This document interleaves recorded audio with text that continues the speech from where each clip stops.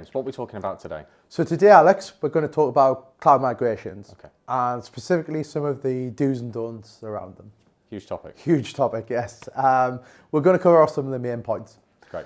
So before we even embark on a cloud migration journey, we need to define a strategy.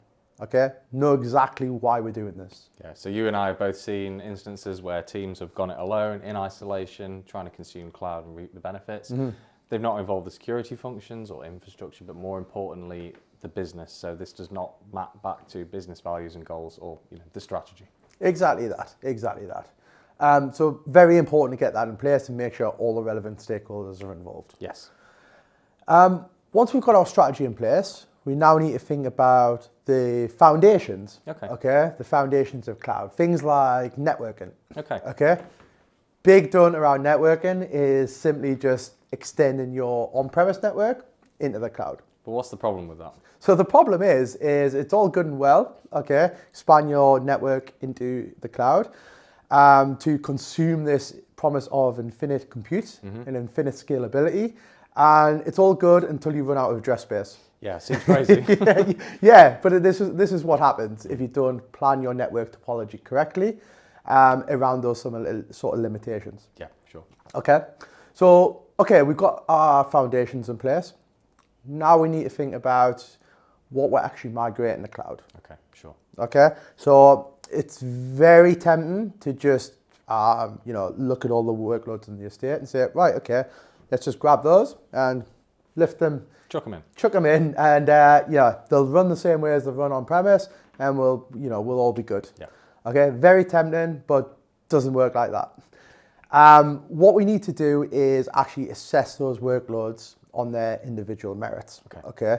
We need to understand if a workload will derive benefit from cloud. Otherwise, there's no point in taking it there, right?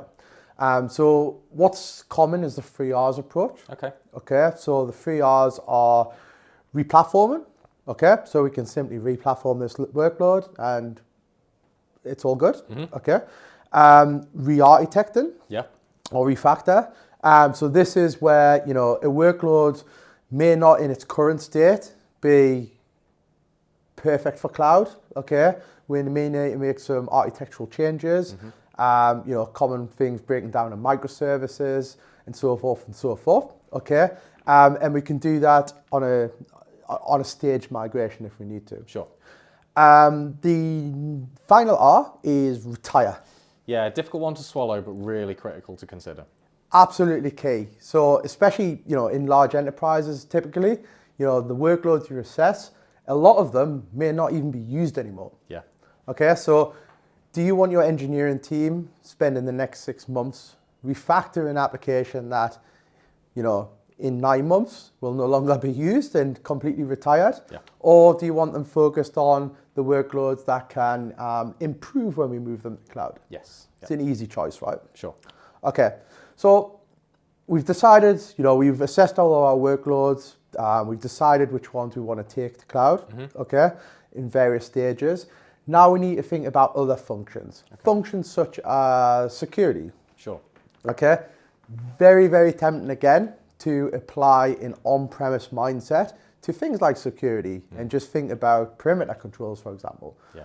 Which in the cloud, okay, when we start using cloud, the number of attack vectors scale exponentially. Yeah, it's a completely different paradigm. The resources working with attack vectors, as you say, the kind of controls we need to put around that whole platform or the cloud space, just totally different. And one thing to mention on this is there are cloud controls frameworks out of the box which do exist. So the Cloud Security Alliance is one we use pretty frequently, their cloud controls matrix.